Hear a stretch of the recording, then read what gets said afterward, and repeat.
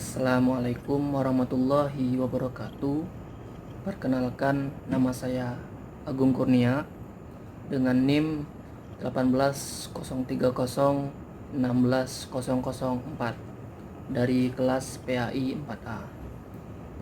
Video ini dibuat guna untuk memenuhi tugas ujian akhir semester mata kuliah dasar-dasar manajemen pendidikan.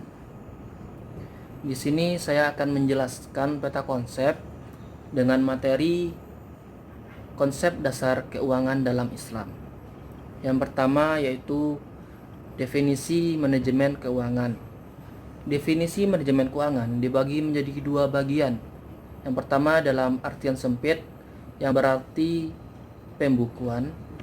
Yang kedua dalam artian luas yang berarti pertanggungjawaban keuangan kepada masyarakat, pemerintahan daerah maupun pemerintahan pusat. Sedangkan menurut David Wijaya, manajemen keuangan merupakan serangkaian kegiatan mengatur keuangan dari perencanaan, pembukuan, pengawasan, serta pertanggungjawaban keuangan. Kemudian yang kedua, tujuan manajemen keuangan dibagi atas 3 bagian. Yang pertama, meningkatkan efektivitas dan efisiensi penggunaan keuangan sekolah. Yang kedua, meningkatkan akuntabilitas dan transparansi keuangan sekolah. Dan yang ketiga, yaitu mengurangi penyalahgunaan anggaran sekolah. Kemudian yang ketiga, yaitu tahapan-tahapan manajemen keuangan. Menurut Thomas Jones, tahapan-tahapan manajemen keuangan dibagi atas 4 bagian. Yang pertama, perencanaan anggaran, yaitu merupakan rencana operasional berbentuk kuantitatif dalam bentuk satuan uang yang dijadikan sebagai pedoman dalam waktu tertentu. Kemudian tahapan yang kedua yaitu tahapan pembukuan dibagi menjadi 2 bagian. Yang pertama, kepengurusan yang menerima dan mengeluarkan uang. Dan yang kedua yaitu bagian yang menindaklanjuti urusan yang pertama, yakni menerima dan menyimpan keuangan. Kemudian tahapan yang ketiga yaitu tahapan pemeriksaan, juga dibagi menjadi 2 bagian. Yang pertama yaitu memeriksa apakah laporan keuangan sudah teratur dan benar. Dan yang kedua yaitu pemeriksaan atas keseluruhan prosedur keuangan yang telah diajukan. Kemudian tahapan yang terakhir atau tahapan yang keempat yaitu pertanggungjawaban, merupakan pelaporan sebagai bentuk pertanggungjawaban keuangan kepada pihak internal maupun pihak eksternal yang terkait. Kemudian yang keempat yaitu pentingnya manajemen keuangan dalam Islam. Dibagi menjadi 3 bagian. Yang pertama, aktivitas perolehan dana, yaitu kita memperhatikan cara-cara dalam memperolehan dana agar sesuai dengan syariat ajaran agama Islam. Kemudian yang kedua yaitu aktivitas perolehan aktivitas, yaitu dalam menginvestasikan uang kita harus memperhatikan prinsip-prinsip uang sebagai alat tukar, bukan sebagai alat komoditi.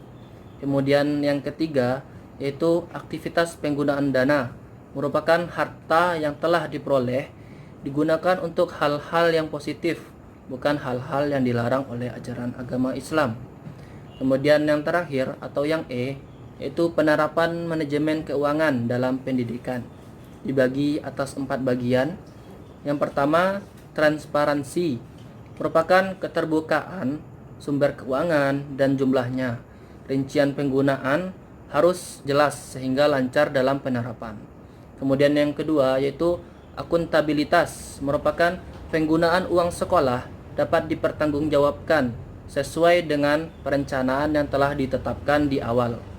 Kemudian yang ketiga itu efektivitas, merupakan pemanfaatan sumber daya secara efektif agar menimbulkan efek pada hal yang telah dikerjakan. Kemudian yang terakhir yaitu efisiensi, merupakan hasil yang didapatkan dari sesuatu yang telah kita kerjakan sesuai dengan waktu, biaya, dan tenaga yang dikerjakan. Itulah pemaparan saya mengenai peta konsep dengan materi konsep dasar manajemen keuangan dalam pendidikan. Baik, selanjutnya pertanyaan nomor 2 yang soalnya itu tentang kepala sekolah adalah pimpinan tertinggi yang bertanggung jawab atas pelaksanaan program di sekolah.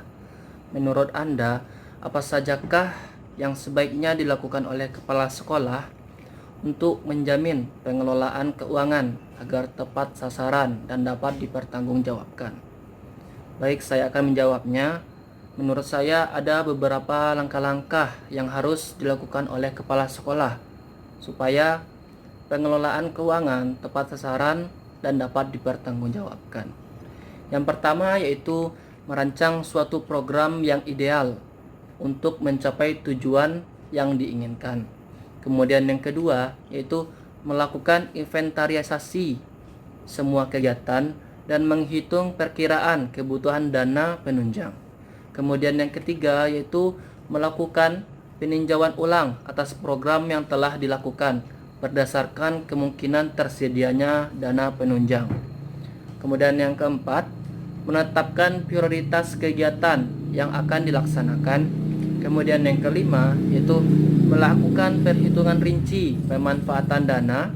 Kemudian yang keenam, menuangkan perhitungan rinci kepada suatu format ke dalam suatu format yang telah disepakati oleh kepala sekolah lainnya. Kemudian yang ketujuh atau yang terakhir yaitu penyerahan dokumen RAPBS atau yang sering disebut dengan rencana anggaran pendapatan dan belanja sekolah. Dengan demikian, pengelolaan keuangan dapat terlaksana dengan tepat sasaran dan kepala sekolah dapat mempertanggungjawabkan pengelolaan keuangan kepada pihak yang terkait. Sekian jawaban dari saya. Banyak salah dan janggal saya mohon maaf. Wassalamualaikum warahmatullahi wabarakatuh.